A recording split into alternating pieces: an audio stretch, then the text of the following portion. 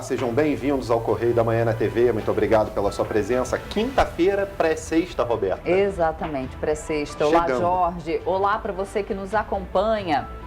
Então, olha só, lembrando que nós temos novos canais aí onde você pode se comunicar conosco.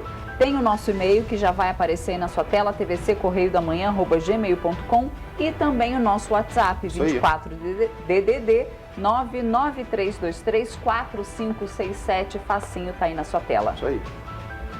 E olhem só, hoje o dia amanheceu com sol e algumas nuvens. Olha aí, essas são imagens feitas hoje bem cedinho de manhã da nossa sede em Petrópolis. Estava amanhecendo, dia bonito, dia de sol com algumas nuvens. Vamos então às notícias desta quinta-feira, dia 17 de março. Um terço das famílias brasileiras tem dívidas em atraso. O Brasil pode ser protagonista na transição energética para uma economia de baixo carbono. Estado do Rio tem menor número de roubos de rua dos últimos 5 anos.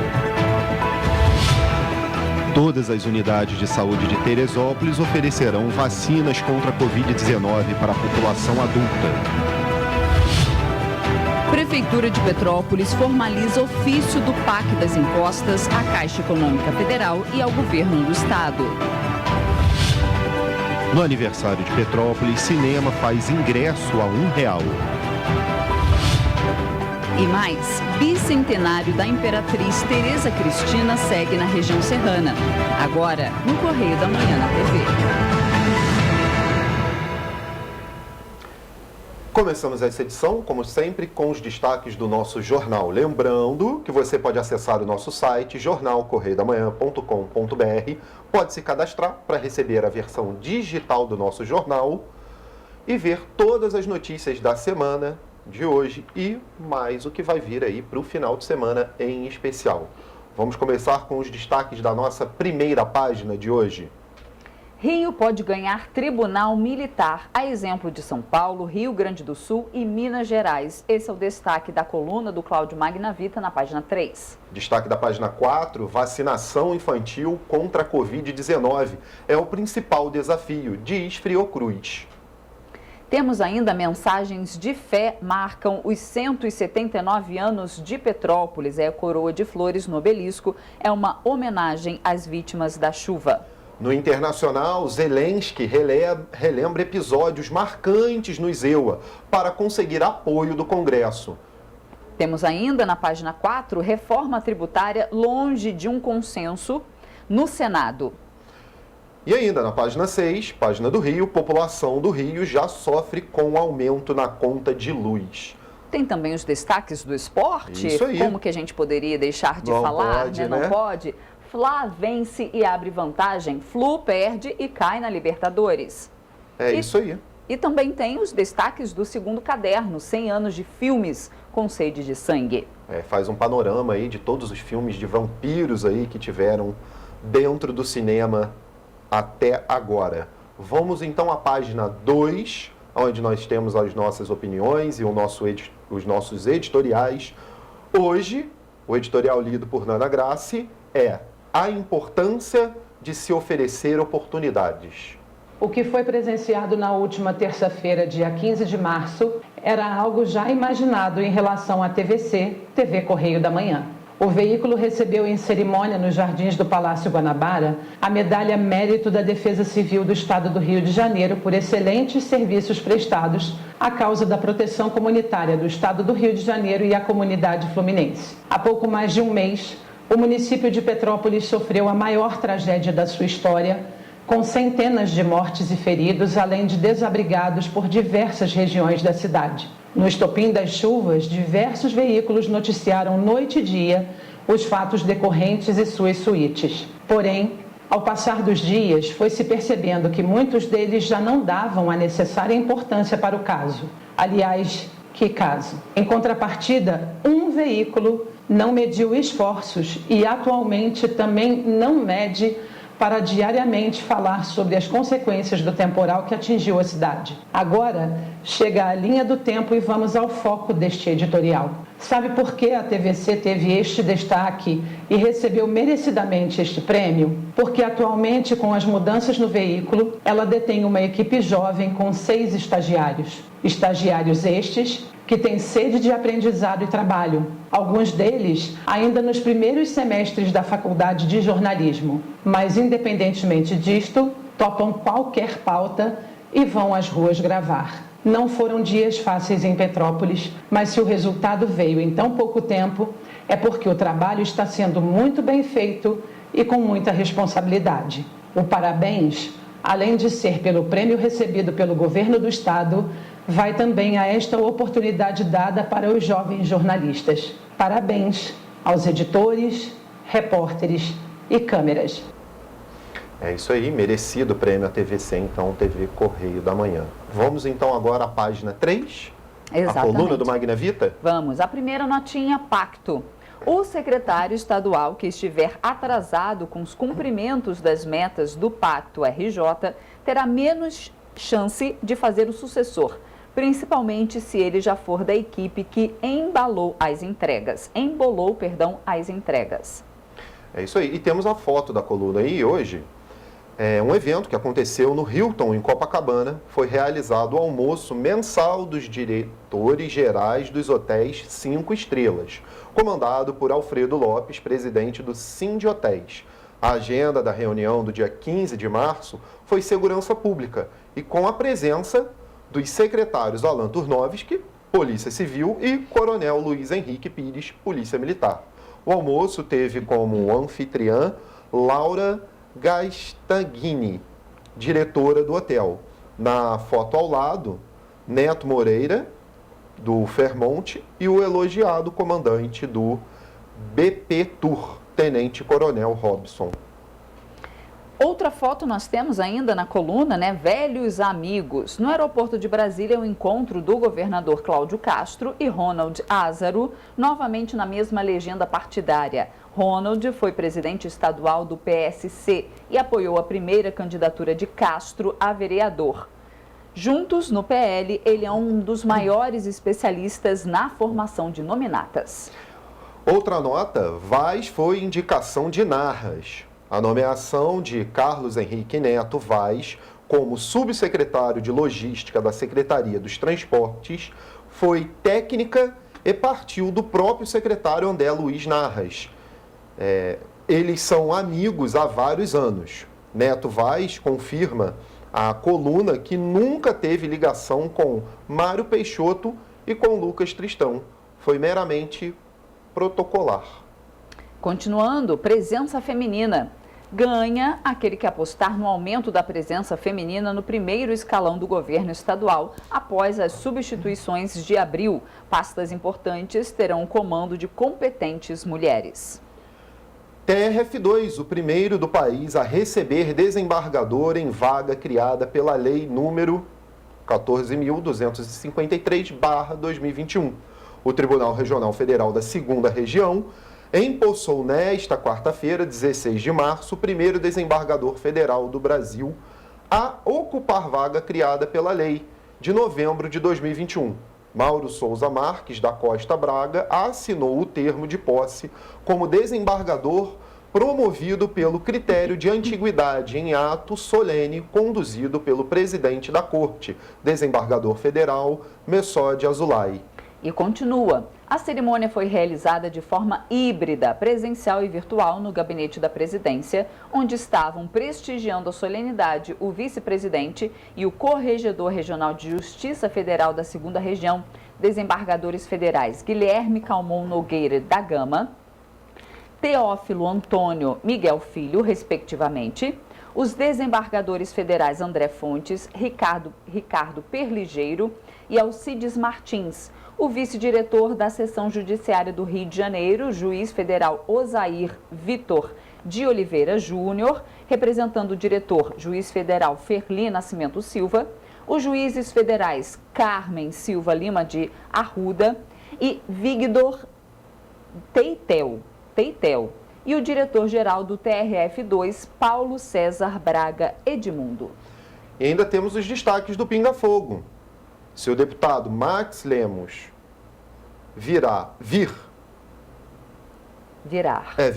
a candidato a vice da reeleição de Cláudio Castro, ele pretende colocar a sua máquina eleitoral a serviço da candidatura de Vinícius Sarcia. O rapaz havia desistido de concorrer em 2022, mas volta turbinado com o apoio de Max. Temos também outros destaques ali do Pinga Fogo, que foi até o destaque da nossa primeira página. Está sendo ungido, a exemplo de São Paulo, a criação do Tribunal Militar Estadual no Rio. São 3 os estados com corte militar: São Paulo, Rio Grande do Sul e Minas Gerais. A criação do tribunal especializado nos estados brasileiros depende de proposição do Tribunal de Justiça da Unidade Federativa, onde houver atendido essa exigência constitucional, a qual caberá as funções de segunda instância da Justiça Militar, quando da inexistência do TJM, ou seja, Tribunal de Justiça Militar. Continua aqui mais um pedacinho. A composição do colegiado do TJM estadual geralmente segue o padrão estabelecido para o Superior Tribunal Militar, com um número menor ou igual de membros. Ou seja, no caso dos TJM, uma parte são oficiais do último posto das corporações militares, coronéis, outra parte são de civis, advogados, membros do Ministério Público Estadual e juízes auditores, conforme legislação pertinente do Estado. Então tá aí essa notícia sobre a criação no Rio de Janeiro do Tribunal Especializado, Tribunal de Justiça Militar. Isso aí. Vamos então aos destaques agora da página 4. Vamos começar por política. Comissão sem consenso. CCJ do Senado adia novamente votação da reforma tributária.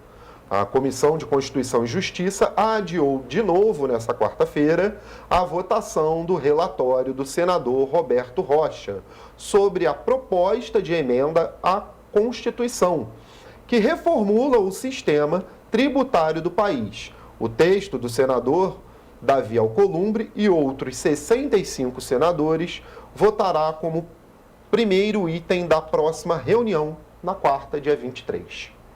Outro destaque da página de política: Geraldo Alckmin recebeu 3 milhões de reais em Caixa 2, diz executivo.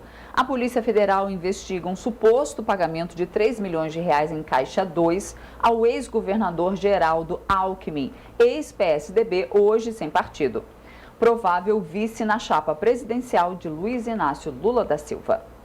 Nacional agora, ainda na página 4. Crianças é o principal desafio. No grupo de 5 a 11 anos, 60,7% ainda não tomaram a primeira dose, diz Fiocruz.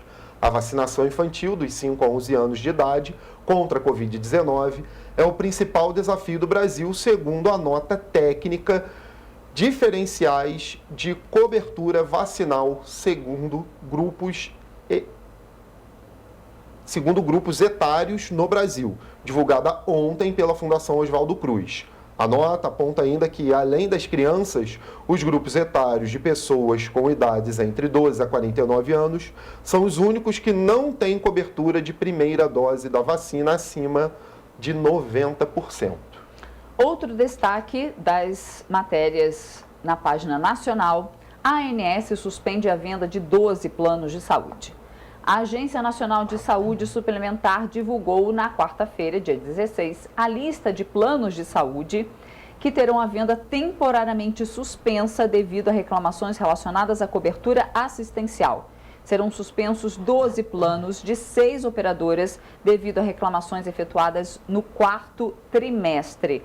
Então, essa lista você pode conferir na íntegra no site da ANS, da agência www.gov.br/ANS. Lá você encontra a lista completa desses planos, Isso aí. Vamos então agora à página de economia, que começa com uma notícia não muito boa para o brasileiro: alta no preço dos alimentos. Inflação é mundial devido à corrida internacional por estoques de comida. Após bater recorde histórico em fevereiro, antes da guerra na Ucrânia, e ter previsão de alta de mais de 20% em razão do conflito, os preços dos alimentos ganharam nova pressão nesta semana, com grandes países consumidores e produtores de grãos passando a restringir exportação para elevar estoques. Agora sim, a guerra vem causando essa alta aí dos alimentos, aí, ajudando, né, a pressionar. O preço da cenoura, como aumentou, né? Artigo de luxo agora, R$7 o quilo. Nossa, eu vi ontem. R$7? Não dá. Impossível. Fazer um bolinho de cenoura, nem pensar, Nem pensar. né? Ainda nessa página, mulheres buscam voz na publicidade. Presença feminina em cargos de liderança ainda é baixa no mercado. Então aqui essa matéria fala aí do empoderamento feminino, dos debates e fala aí que a crise sanitária vivida atualmente afetou gravemente a economia brasileira e, sobretudo, essa parcela da população. Para se terem uma ideia, em 2020 foram criadas mais de 230 mil vagas para o sexo masculino e pouco mais de 87 mil para o sexo feminino. Vamos agora então aos destaques do Rio de Janeiro. Pois é, mais uma vez na mesa aí com a Supervia. Passagem de trem a R$7? Governo negocia com a Supervia que reajuste não impacte o bolso da população. O governo está negociando com a concessionária Supervia para que o reajuste da tarifa de trem fique abaixo dos R$7, valor referente ao reajuste anual com base no IGPM, como previsto no contrato de concessão que teve sua prorrogação antecipada até 2048. Olha, R$7 vai pesar muito no bolso do carioca, hein? E agora a pergunta que não quer calar, por que a prorrogação foi antecipada? Pois é. Até 2048, né? Pois é isso. Continuamos ainda, temos defesa de Jairinho pede anulação de provas de celulares. Falando aí da defesa do ex-vereador Jairinho, entrou com mais um pedido junto à Vara Criminal do Rio para que provas obtidas através dos celulares dele, de Monique Medeiros e de algumas testemunhas sejam retiradas do processo. Gente, é absurdo, né? Pois é. Segundo os advogados, os aparelhos não foram colocados em sacos lacrados no local, garantindo assim que não fossem acessados e modificados após a apreensão. Nosso tempo já está terminando, mas eu queria dar destaque, por final aqui, a página de internacional ali, ao discurso do Zelensky no ISEUA, né? Ele discursou, é o segundo presidente, a segunda pessoa pública de outro país a discursar no Senado dos Estados Unidos. Aplaudido de pé pelos congressistas nos Estados Unidos, ontem, o líder da Ucrânia, Volodymyr Zelensky, evocou episódios da história americana para pedir que o país reforce o apoio a Kiev contra a Rússia. Ele falou do atentado de 11 de setembro e ainda de Pearl Harbor. Essa página de internacional está errada, não é essa, gente. A foto é do Zelensky discursando fazendo um discurso no Congresso dos Estados Unidos. Mas isso era o destaque que eu queria dar. Internacional. Mas eu também queria dar destaque à nossa página especial, a página 8, que fala de Petrópolis, né? Ontem foi aniversário de Petrópolis e tivemos aí mensagens de fé, né? Mensagens de fé marcam os 179 anos de Petrópolis. Em luto pela tragédia de fevereiro, cidade não fez comemorações na data, mas teve na Catedral São Pedro de Alcântara a tradicional missa, que foi às 9h30 da manhã. Vocês podem ver aí na foto principal, prefeito Rubens Bontempo, também a secretária-chefe de gabinete, Luciane Bontempo, logo ali do lado. Temos logo ali abaixo também a foto da coroa de flores que sempre é colocado no busto de Keller, né? Que é o idealizador aí de Petrópolis, né? Que fez a planta da cidade de Petrópolis. E desta vez a coroa também foi em homenagem às vítimas da tragédia em fevereiro. E ainda destaca que a limpeza segue a todo vapor na cidade, né? Aproximadamente 300 metros cúbicos de rocha, o que pode representar cerca de 850 toneladas de pedras, já foram detonadas em diferentes regiões da cidade. E ainda outro destaque ali, a Secretaria atende 584 pessoas nos 20 abrigos temporários. Muita coisa, né? Exatamente. Lembrando que essa matéria, dessas mensagens aí de fé, a gente tem uma matéria sobre isso completa, né, no terceiro bloco. Esses foram os destaques de hoje do Correio da Manhã TV. Lembrando que você pode entrar lá no nosso site, jornalcorreiodamanhã.com.br, está aí na sua tela aí, para você poder se cadastrar e receber todas as notícias da semana e o que vai vir aí para o final de semana. E você vai ver ainda no jornal de hoje, inscrições para o projeto Qualifica Mulher serão abertas em abril em Nova Friburgo. Estado do Rio tem menor número de roubos de rua dos últimos 5 anos. E depois do intervalo, 1/3 das famílias brasileiras tem dívidas em atraso. O Correio da Manhã volta já.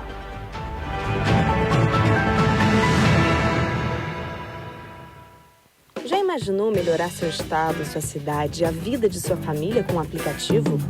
Alerge já! Chegou o Legisla Aqui. Tudo sobre seus direitos e um canal para você mandar e apoiar ideias que podem virar leis. Tem uma ideia boa? Sugira. Quer saber se é legal? Consulte. Tem dúvidas ou sugestões? Converse. Curtiu? Baixe o app. Legisla Aqui. É a Alerj mais perto de você. Sabe o sonho de vacinar a sua princesinha? Você pode realizar. Vacinar seu craque é um golaço. Vacinar sua futura médica é cuidar da saúde dela. Com a Covid não se brinca, se vacina. Vacine seu filho de 5 a 11 anos. Acesse novaiguaçu.rj.gov.br. Confira os documentos necessários e os postos com a vacina testada e aprovada para crianças. Prefeitura de Nova Iguaçu.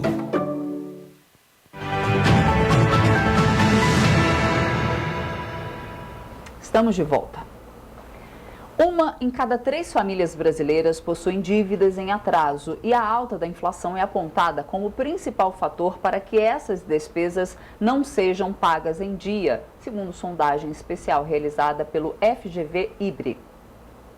A inadimplência chega a 58% nas famílias com renda de até R$ 2.100 e cai para 10% naquelas com ganhos acima de R$ 9.600. Na faixa de renda mais baixa, a dificuldade de conseguir emprego é apontada como principal fator que leva à inadimplência. Em todas as outras faixas estabelecidas na sondagem, a inflação aparece como principal problema. Foram consultados 3.525 informantes consumidores de 3 a 22 de janeiro. Se forem considerados apenas os atrasos a partir de 30 dias, a falta de pagamento atinge 21% das famílias. Esta é a maior taxa já registrada nas sondagens do IBRE realizadas desde 2012.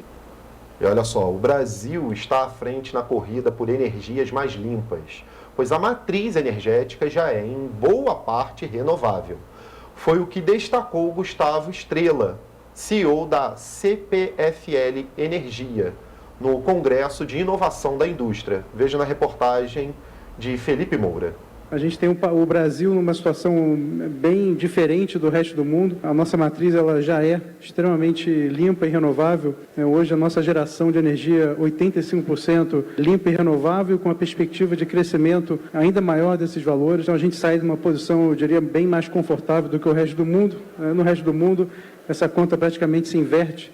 A gente tem 25% de renovável e 75% não renovável. Para Marina Willis, vice-presidente de Relações Governamentais, Comunicação e ESG da General Motors na América do Sul, o Brasil tem condições de ser um polo de desenvolvimento de mobilidade elétrica a nível global. A gente tem um país que tem uma matriz energética mais de 80% limpa e renovável. A gente tem um potencial enorme para ser um polo de industrialização, de desenvolvimento e produção de carros elétricos e tecnologia elétrica, não só interno como para exportação. Os participantes da sessão dedicada à discussão sobre energia limpa do Congresso também destacaram que é necessária a atuação conjunta de governos, iniciativa privada e sociedade civil para que a transição energética não destrua empregos em massa e gere o menor custo possível à população. E um levantamento feito pelo ISP, Instituto de Segurança Pública, apontou que os roubos de rua caíram cerca de 25% em todo o estado do Rio no carnaval deste ano, em comparação com o mesmo período de 2021. De acordo com o estudo do Instituto de Segurança Pública, o ISP, foram analisados os registros feitos nas delegacias do estado do Rio de Janeiro no período de carnaval, mesmo com a proibição de festas. Os dados mostraram que, em comparação aos últimos 5 anos, os roubos de rua, carga e veículo e também mortes por violência apresentaram um menor número em 2022. Uma redução de cerca de 25% se comparado ao ano passado. O período de carnaval contou com um planejamento especial que mobilizou mais de 8 mil agentes para reforçar o patrulhamento nas ruas, um aumento de 21% se comparado com o mesmo período no ano passado. Ainda de acordo com os dados, houve uma queda de 41,7% nos roubos de carga, 10,4% nos roubos de veículos e 5% nos índices de morte por violência. Apesar da redução, os petropolitanos ficam divididos entre a confiança e o medo ao usarem o celular em público. Eu, sinceramente, não tenho, porque eu acho que Petrópolis é uma cidade bem tranquila, apesar de algumas coisas que aconteceram um tempo atrás. É uma cidade bem tranquila, eu nunca tive medo, sempre andei, podia ser qualquer horário, eu estava com o celular, nunca tive medo, assim. Eu tenho sim. Portanto, se eu sentar que nem a gente está sentado aqui, a gente não fica com o celular na mão, porque às vezes vem um de lá e eu já vi. A menina sentada no banco, olhando o celular, o garoto veio correndo, pegou o celular dela e foi embora e ela não pegou mais. Eu não uso nem meu celular na rua. Eu não uso na rua. Não uso na rua de jeito nenhum. Se eu for atender ou tiver que falar com alguém, eu entro dentro de alguma loja. Eu não, na rua não mexo não, porque eu já peguei essa manha lá do Rio, que lá ela é espaço e roubam, né? Muito bom. Vamos agora com o giro do esporte com o Richard. Richard, o que você traz de novidade no esporte pra gente? Bom dia também a Roberta e a todos que estão nos acompanhando. Vamos falar porque a noite do Carioca Fluminense não foi muito boa. Após ganhar o primeiro jogo do Olímpia por 3-1, no jogo de volta de ontem da pré-Libertadores, a equipe perdeu por 2-0 no tempo regulamentar. A decisão foi para os pênaltis e o time tricolor carioca foi eliminado da Libertadores. O resultado final dos pênaltis foi de 4-1. A equipe que jogou recuada na partida de ontem foi criticada por conta da sua atuação. Lembrando que a Conmebol vai realizar o sorteio da fase de grupos agora no dia 25. Na próxima segunda-feira, dia 21, o Fluminense, inclusive, vai enfrentar a equipe do Botafogo pela semifinal do Campeonato Carioca. E ainda falando sobre Campeonato Carioca, a gente vai falar agora do Flamengo, que jogou a primeira partida da semifinal ontem contra o Vasco e venceu o clássico. Foi 1-0 o gol de Gabigol, após o VAR confirmar o pênalti de Anderson para a equipe rubro-negra, a favor da equipe rubro-negra. O próximo jogo acontece agora domingo, dia 20. Vamos ver quem vai aí se classificar, o primeiro finalista do Campeonato Carioca. Além disso, vamos falar sobre negociação, porque lá no Galo, notícia boa, o Atlético Mineiro renovou o contrato com o atacante Hulk até 2024. Vai continuar reforçando a equipe mineira, o Hulk, que foi um dos principais atletas da equipe na temporada passada, que consequentemente levou diversos títulos aí da equipe mineira. Além disso, o Botafogo também tem procurado reforços para essa temporada. Inclusive está atrás do atacante Victor Sá, que é do Al Jazeera. A proposta feita pela equipe alvinegra é de 13 milhões de euros, aproximadamente 72 milhões de reais. O custo é alto do jogador, a expectativa é alta aí para essa temporada. Além disso, a equipe alvinegra carioca também está na busca do atacante do Palmeiras, Patrick de Paula. No entanto, a equipe palmeirense ainda não confirmou se vai aceitar a proposta da equipe alvinegra ou não. Volto com vocês aí no estúdio, pessoal. Obrigado, Richard. Não, Fluminense aí, tadinho. Nada na Libertadores e nada. Enfim. Ok, então vamos lá, você vai ver ainda no jornal de hoje. Inscrições para o projeto Qualifica Mulher serão abertas em abril em Nova Friburgo. E ainda, Procon de Nova Friburgo fiscaliza óticas e 10 são notificadas por descumprirem legislação oferecendo exame de vista. Cinema a R$1 no aniversário da cidade. E mais, Prefeitura de Petrópolis formalizam o ofício do PAC das Encostas à Caixa Econômica Federal e ao Governo do Estado. A gente volta já.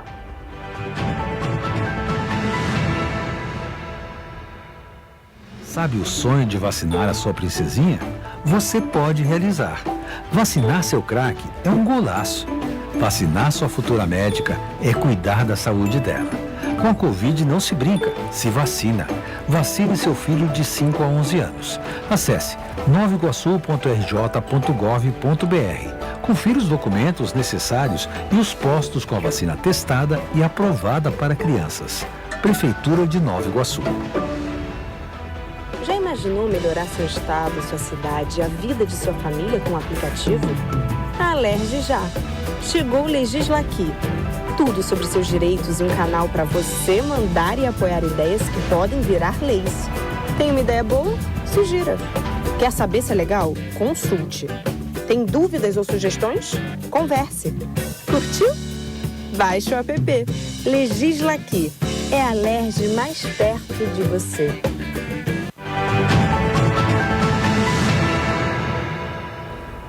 Voltamos. Roberta, ontem foi aniversário da cidade. Parte do comércio abriu suas portas, afinal, por conta da tragédia, foram muitos dias, de lojas fechadas.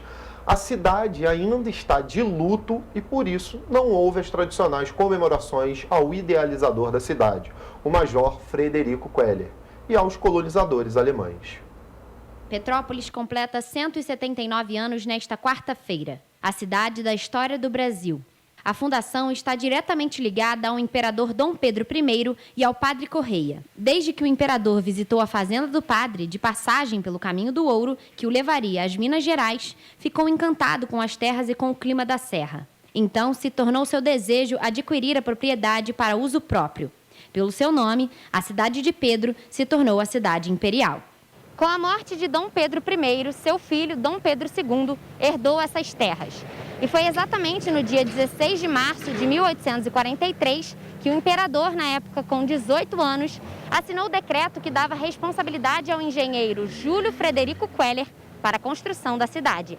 Entre as exigências estava a construção do Palácio Imperial, conhecido hoje como Museu Imperial. Mas hoje a história não tem um final feliz. A cidade, que traz tanta importância histórica para o Brasil, está em luto há um mês. A tragédia que assolou Petrópolis no dia 15 de fevereiro levou 233 testemunhas do que construímos desde a chegada da família imperial. Todo dia 16 de março, a Prefeitura de Petrópolis depõe uma coroa de flores no monumento em homenagem a Júlio Frederico Queller, em frente à Catedral São Pedro de Alcântara. Em especial, neste ano, um mês após a tragédia que assolou a cidade, uma coroa de flores também foi exposta no monumento em homenagem a Dom Pedro II e no obelisco em respeito às vítimas das chuvas. Em razão do luto e em respeito às vítimas da tragédia do dia 15 de fevereiro, a Prefeitura não vai promover nenhuma atividade referente aos 179 anos da cidade. Passado um mês, Petrópolis não está em clima de comemoração. É um sentimento meio confuso, que a gente está passando aí na cidade, Depois dessa tragédia toda, eu acho que não tem nem muito o que comemorar, Eu acho que temos que se unir e se preparar para o que deve ir também, com muita coisa para acontecer. E vamos para frente, Petrópolis merece. Muita tristeza ainda, muita destruição, entendeu? Muitas ruas para ser limpa ainda. Não dá para comemorar muito ainda, não. Petrópolis tem marcas espalhadas por todo o Brasil. Uma cidade da família, com memórias construídas por pessoas que seguem escrevendo a história não só deste município, mas de todo o país. Dá 2 pra gente, por favor, aqui. Obrigado. A gente estava comentando aqui, você teve na escola HGP, mas você falou que foi com outro nome, né? Com outro nome, História de Petrópolis. Isso. Conta então o que é HGP. HGP, eu estudei HGP, História e Geografia de Petrópolis. O título completo do idealizador de Petrópolis é Major Júlio Frederico Coelho. Né? Foi quem idealizou toda a cidade, projetou, porque Petrópolis é uma cidade projetada. Né? Foi a primeira cidade do Brasil projetada. Então a gente estava conversando aqui sobre as aulas que nós tivemos na época.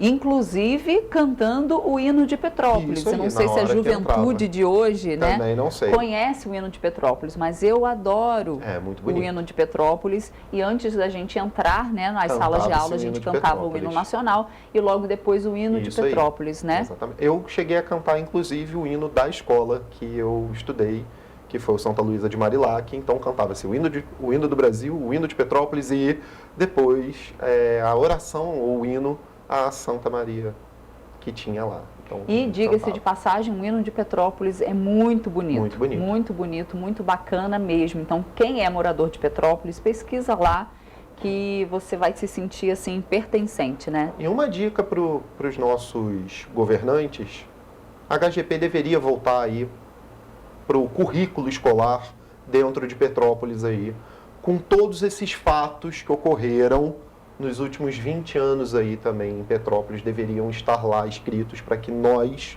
não nos esqueçamos do que aconteceu. E uma parte do hino diz, né, quem pensa que é feliz em outra terra é porque ainda não viveu aqui. Então que a gente possa, né, retornar com esse senso de pertencimento e dar um basta nesses desastres aí, né? Perfeito, colocação. Por certo, o bicentenário de nascimento da Imperatriz Teresa Cristina não fosse o período pelo qual a cidade passa neste momento, seria cercado de festejos cheios de solenidades. Apesar disso, algumas celebrações aconteceram de forma discreta e respeitosa. Uma dessas celebrações foi feita pela Câmara Italiana para a região serrana, com uma entrevista nas dependências da residência de preferência do casal imperial. De acordo com Maurício Ferreira, diretor do Museu Imperial, a Imperatriz era uma mulher moderna, muito atuante, que cresceu tendo ao seu redor as escavações na cidade de Pompeia, na Itália. Apesar de, na época, não ser este o papel principal desempenhado pelas mulheres, foi uma entusiasta da cultura e trouxe para o Brasil os costumes italianos e levou para a Itália a cultura do nosso país. O Museu Imperial em Petrópolis é o maior conjunto documental e iconográfico relativo à Imperatriz, e através dele é possível ter-se uma ideia do quão dedicada à cultura ela era. Admiradora da arqueologia, conseguiu mandar trazer coleções que ficaram abrigadas no Museu Nacional do Rio de Janeiro. A primeira foi quando Dona Teresa Cristina conseguiu que o irmão em Nápoles pudesse encaminhar artefatos arqueológicos que foram descobertos em Pompeia para o marido, para Dom Pedro II, ou seja, para, digamos assim, formar uma coleção arqueológica de Dom Pedro II que estava, enfim, guardada no Museu Nacional. Com sutileza, conseguia fazer com que suas sugestões fossem atendidas. Quando o Dom Pedro II pagou os estudos na Europa para Carlos Gomes. Carlos Gomes, nosso grande compositor, que se formou na Europa, teve essa formação na Europa, e ele pretendia que Carlos Gomes fosse para a Alemanha. Por influência de Dona Teresa Cristina, Carlos Gomes acabou indo para a Itália. Portanto, nós temos aqui talvez um sintoma, um sinal de que Dona Teresa Cristina, apesar desses aspectos aqui já mencionados, da própria condição feminina, difícil nesse período, tinha suas habilidades, digamos assim, para conduzir a questão para a direção desejada. Um busto de Teresa Cristina foi inaugurado no centro do Rio. O monumento foi confeccionado por Jean Guido Bonfante, doado pelo Consulado da Itália e instalado na praça do mesmo nome, Praça Itália. No local, outro busto em bronze da Imperatriz foi furtado integralmente em janeiro de 2019. Já no Consulado Italiano do Rio, Em parceria com a Subdiretoria de Cultura da Alerj, foi inaugurada uma exposição comemorativa pelos 200 anos de nascimento da Imperatriz Teresa Cristina, onde a ideia é explorar a figura ativista da Imperatriz. Ontem, a Funarte e a UFRJ realizaram no Teatro Dulcina, na capital fluminense, o Concerto por Petrópolis, cuja renda foi revertida para as famílias desabrigadas pelos deslizamentos de 15 de fevereiro. Vamos conversar com o nosso repórter, Richard Stolzenburg, sobre isso. Richard, que programa é esse e vão ser realizados novos concertos? Vão sim, Jorge. Esse projeto ele faz parte do Arte para Todos e os ingressos têm custos populares. R$20 inteira, R$10 a meia, bem baratinho para todo mundo poder aproveitar. Esse concerto ele vai ser realizado novamente depois de amanhã, dia 19 de março, também às 7 horas da noite. O concerto vai acontecer, a gente traz aqui, na Igreja do Sagrado Coração de Jesus, que fica ali na Monte Caseiros, bem pertinho aqui do centro de Petrópolis. Está aí a imagem para o pessoal poder acompanhar esse concerto. Vai acontecer de novo, então, no dia 19 de março. Os ingressos podem ser adquiridos através da internet. Bem bacana aí, né, para quem gosta de música, cultura, arte. É uma boa oportunidade para esse fim de semana. Não é agenda cultural, né, pessoal? Mas a gente traz um evento aqui. Eu volto com vocês aí no estúdio. Obrigado, Richard. É verdade, Richard. Ok. Após a análise técnica do Comitê Científico, a Prefeitura de Petrópolis flexibilizou o uso de máscaras em ambientes externos. A decisão foi tomada com base na ocupação de leitos e da taxa de transmissão. Após a avaliação do Comitê Científico de Petrópolis, o uso de máscaras não será obrigatório em espaços abertos no município. A medida foi tomada com base no número de ocupação de leitos clínicos da cidade, que atualmente está em 5%, e no panorama da vacinação, que atingiu 97% do público acima dos 12 anos. A medida divide opiniões. A gente acha que ainda é o momento de aguardar, né? O vírus não é brincadeira, então é melhor a gente se prevenir do que remediar. Eu acho que a partir de agora dá para ficar mais tranquilo e também tem que analisar a questão fática, né? Mesmo com o uso obrigatório de máscara, as pessoas já não estavam usando a máscara, né? E uma quantidade enorme de pessoas já imunizadas. Eu acredito que essa medida veio uma boa hora. Alguns apoiam a medida, mas permanecem utilizando a máscara. Eu acho válido, né? Eu acho super válido por conta de toda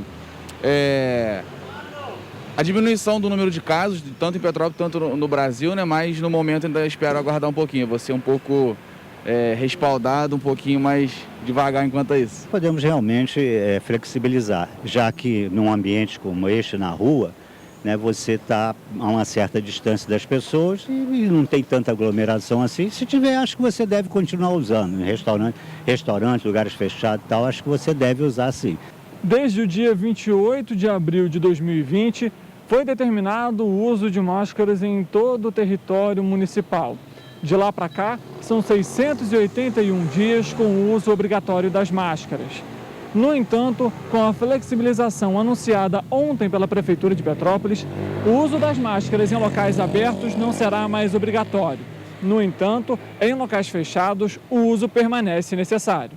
Os leitos de UTI estão zerados na cidade. 3 pessoas estão internadas em leitos clínicos. Cerca de 122 mil petropolitanos tomaram a dose de reforço. O Lucas é um dos que ainda não receberam a terceira dose do imunizante e prefere continuar usando a máscara. Eu acho um perigo danado, porque nem dá para saber se está todo mundo com a vacinado direito e, as terceiras doses ainda estão sendo aplicadas no pessoal. Então, enquanto não está tudo regularizado, eu prefiro manter. Apesar da flexibilização, pessoas com sintomas respiratórios devem permanecer com um acessório de proteção. O uso de máscaras também permanece obrigatório no transporte público. A Prefeitura informou que vai continuar analisando o cenário epidemiológico da cidade e seguindo as orientações da Agência de Vigilância Sanitária, a Anvisa. Continua obrigatório o uso de máscara em locais fechados, transporte público, unidades de saúde e escolas. Continuaremos a revisar sempre que necessário os nossos protocolos sanitários. Obrigado aí. Ótima matéria sobre. Vamos conversar de novo com o Richard sobre vacinação, não é isso, A Roberta? gente falou de máscaras, né, em Petrópolis, que agora não é mais, não é mais obrigatório usar as máscaras, né, em via pública. E vamos falar sobre vacinação, só que agora em Teresópolis. Richard, como está a vacinação lá na cidade? Bem, Roberta, a Prefeitura de Teresópolis informou que a partir da próxima segunda-feira vai fornecer a vacina contra a Covid-19 para todos os adultos em todas as unidades de saúde da cidade e também do interior. A partir de segunda, essas vacinas elas vão se tornar vacinas de rotina, ou seja, não haverá um dia específico para que a população tenha que ir tomar a vacina. A partir, então, da segunda, aquela pessoa que quer receber, seja a primeira dose, a segunda ou a dose de reforço, ela pode se encaminhar qualquer dia, em qualquer horário, logicamente dentro do intervalo do atendimento, para poder receber o imunizante contra a Covid-19. Eu volto com vocês aí no estúdio. Vacinas, elas vão se tornar... Ok. Obrigada, Richard. E na última terça-feira, a Prefeitura de Petrópolis formalizou o ofício do PAC das Encostas ao governo do Estado do Rio e à Caixa Econômica Federal. As obras iniciadas lá em 2014 ainda não foram concluídas. A Prefeitura de Petrópolis enviou na última terça-feira o ofício do PAC das Encostas à Caixa Econômica Federal e ao governo do Estado. O PAC, Programa de Aceleração de Crescimento, contempla 14 obras de contenção em Petrópolis e tem o objetivo de retirar a população de locais de grande risco de deslizamento e recomposição ambiental das áreas desocupadas. Na reunião, ficou estipulado que a Caixa Econômica Federal vai realizar vistorias nas 14 obras que, desde 2014, não foram concluídas. A responsabilidade pelas intervenções foi repassada ao governo do estado no dia 1º de março, já que o governo municipal não teria orçamento suficiente para arcar com os custos. O PAC Encostas teve apenas 45% das obras iniciadas, ou seja, apenas 6 e dessas 2 estão com 95% das intervenções concluídas. Foram 3 chamamentos públicos realizados pela Prefeitura até 2019. No entanto, não deram prosseguimento. Eu determinei que a gente não saia de lá, que não tire as máquinas enquanto a vida não voltar ao normal. Nós vamos começar agora, até o fim do primeiro semestre, a construção das 350 casas da outra tragédia. Então, você vê, 11 anos depois, agora o governo em si, não é o Cláudio Castro, mas o governo em si começa a entregar o que já era para ter sido entregue há muito tempo. Cerca de 75 milhões de reais foram disponibilizados pelo governo federal por meio do Ministério das Cidades para o início das obras, com prazo de 6 meses, mas que já se estendem por 8 anos. O plano de contingência de chuvas continua.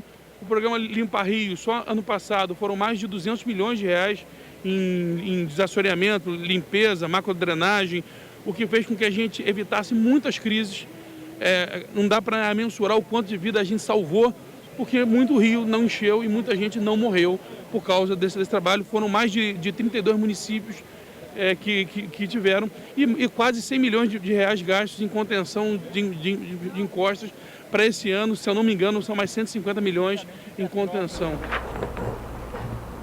E após solicitação da Procuradoria do Município e da Vigilância Sanitária, o PROCON de Nova Friburgo realizou em 5 dias uma série de vistorias em óticas do centro da cidade, Olaria, e no distrito de Conselheiro Paulino. Dos 27 estabelecimentos visitados, 10 foram notificados por oferecerem a realização de exames de vista utilizando aparelhos e indicando oftalmologistas, o que é vedado por lei.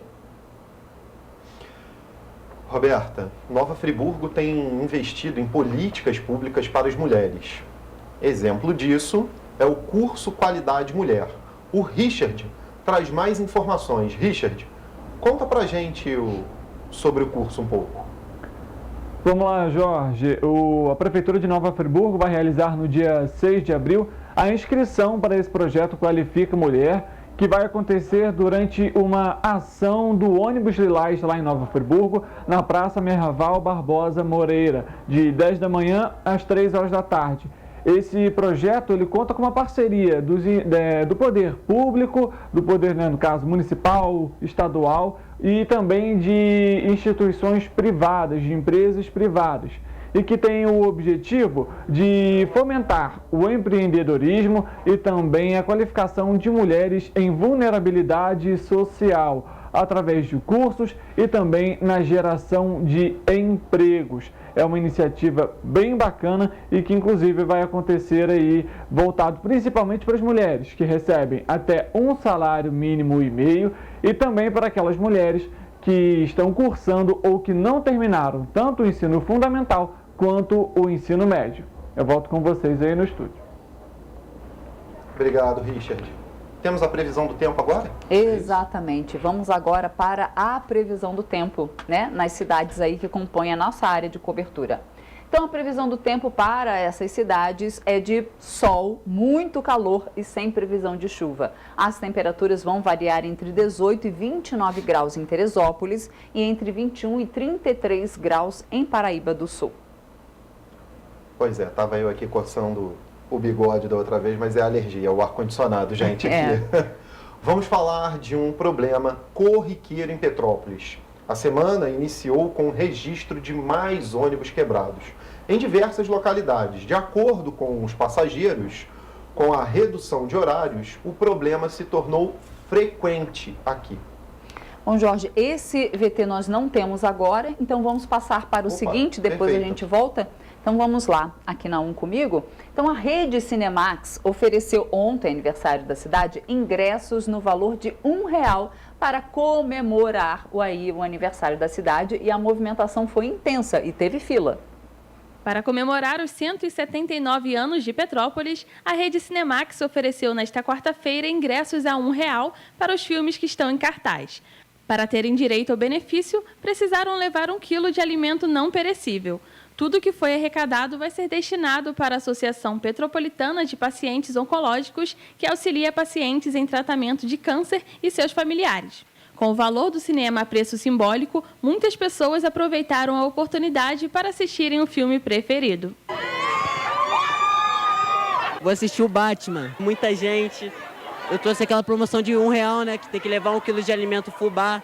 Promoção, ninguém imaginou que ia ter essa fila toda, né? Mas a gente entra, né? O que a gente não faz pelo Batman? Tem que aproveitar a oportunidade. Não é todo dia que a gente tem essa oportunidade. Tem que aproveitar, né? O Batman.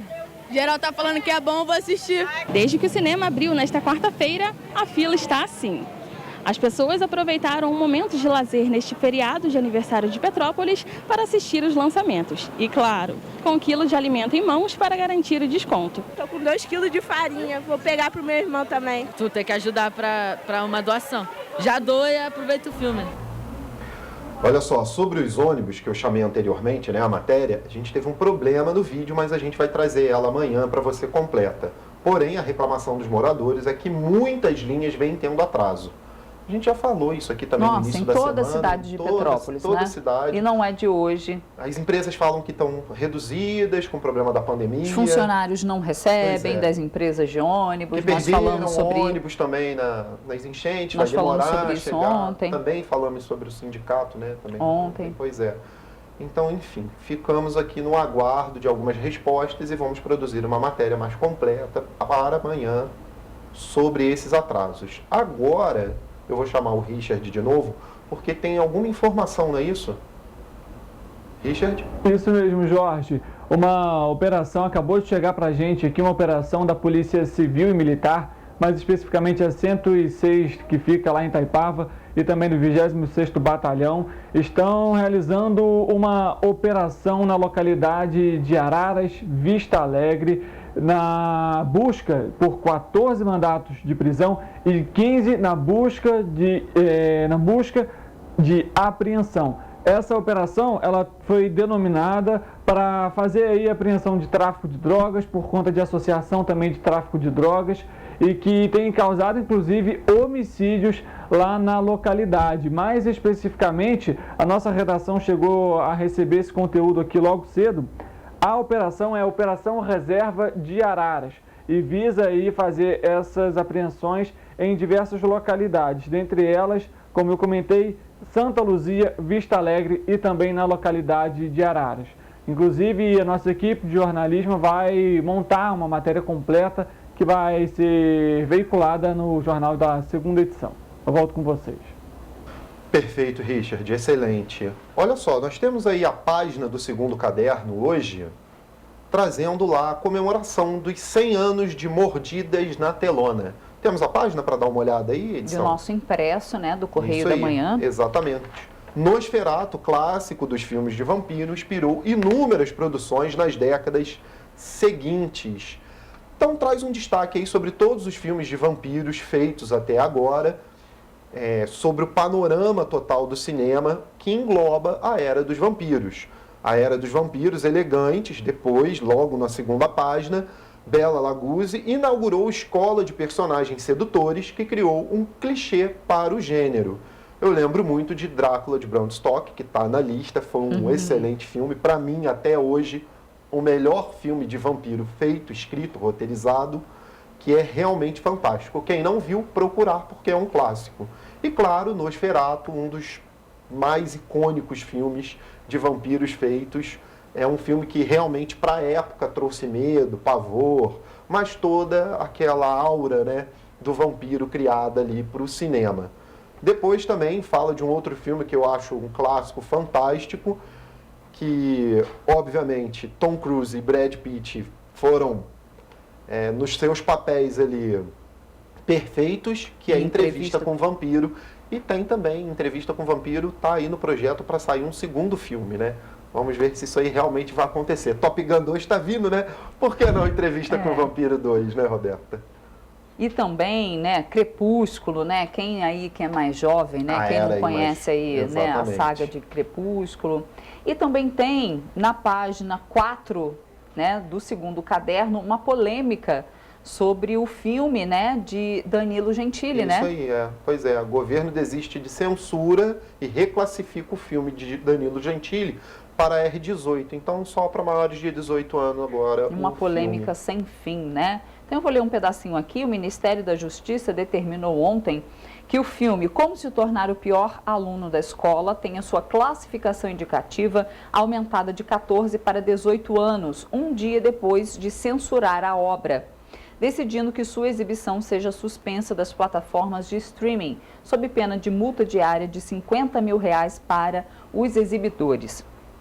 A comédia está no centro de uma polêmica após ser acusada de pedofilia pelo secretário especial de Cultura, Mário Frias, e outros expoentes bolsonaristas, mas seu futuro agora parece incerto, dado que ambas as medidas do Ministério seguem válidas, de acordo com o texto publicado no site da pasta. Então fica aí ainda essa polêmica do filme do Danilo Gentili, que também tem a participação de Fábio Porchat, né, numa cena aí de como se tornar o pior aluno da escola. Tem muita coisa ainda para rolar sobre esse filme aí. E ainda tem as páginas de música para você conferir, que traz muita coisa, dança, né, no nosso segundo caderno, tá bem interessante hoje. Então, para você conferir, acesse o nosso site, vai aparecer aí na sua tela já já, jornalcorreiodamanhã.com.br. Acessa, cadastre-se, que você vai poder receber todas as notícias da semana e o especial que começa amanhã, na sexta-feira, aí para o final de semana. Lembrando que você pode mandar o seu e-mail, tvccorreiodamanhã@gmail.com, para se comunicar com a gente, mandar sua denúncia, ou também pelo nosso WhatsApp, que é uma forma hoje que todo mundo se comunica assim com a maior facilidade. Está aí na sua tela, 24 DDD 993234567. E hoje a gente fica por aqui, mas amanhã estamos de volta. Às 7h30. Tchau.